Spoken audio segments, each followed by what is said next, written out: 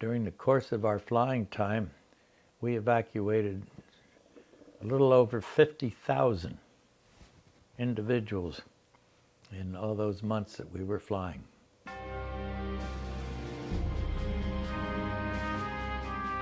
I think once we were through training and started our missions, it was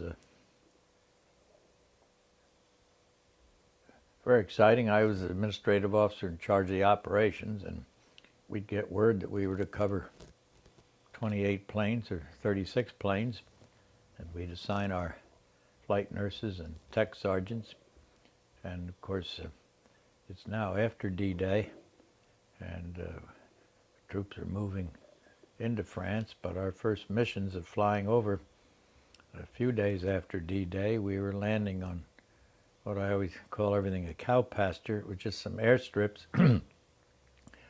Engineering groups had laid down a few steel mats on top of this hill, so we would land there. And while I did not fly every day, and my assignment was not to fly, I would stay back home and run the squadron. About once a week, I had to hop in a plane to go along to see what was going on and get a view of it.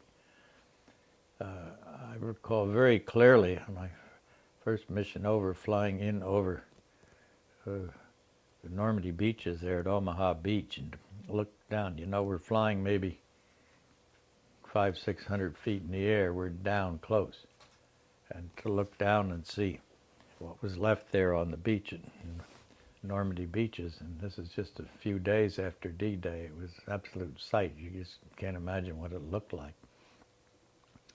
We landed at these airstrips, and of course we had moved the German troops out of there and back far, so a lot of the little French natives came forward, and it was very exciting because they would run up to all of us and, you know, I don't know whether they thought we flew in from the United States or what, but it was very exciting, and conversations, and a lot of the young people. And the things sometimes we carried with us were some Hershey bars or something. Well, to them that was the greatest treat in the world, or something they had never had in years.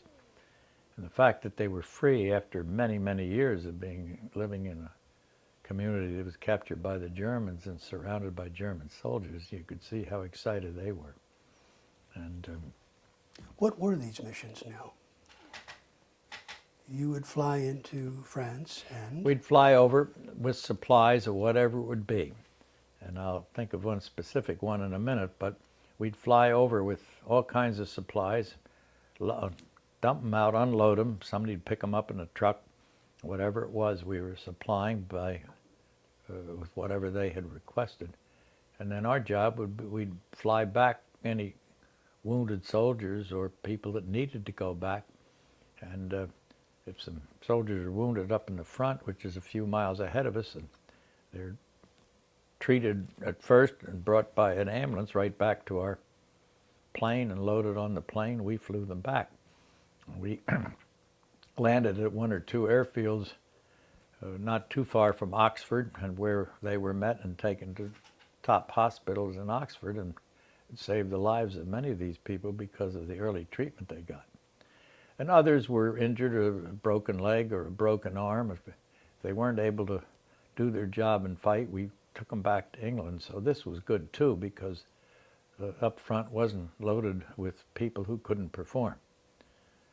One of the most exciting missions, and this was a little later on, a couple of months later, because Patton had moved ahead and he was crashing through everywhere and moving over toward the German lines. And one day we loaded our planes with these 5-gallon gasoline cans. Just, I remember sitting in the plane flying with about 100 5-gallon cans of gasoline in them.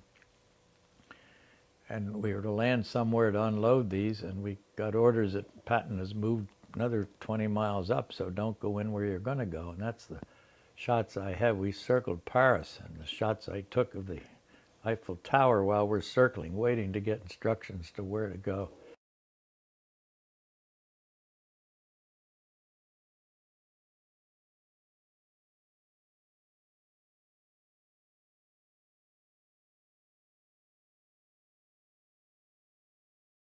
We finally had instructions. We went up and landed in, again, what I call a cow pasture. There was no airfield. It was just a field of grass, pretty rough landing.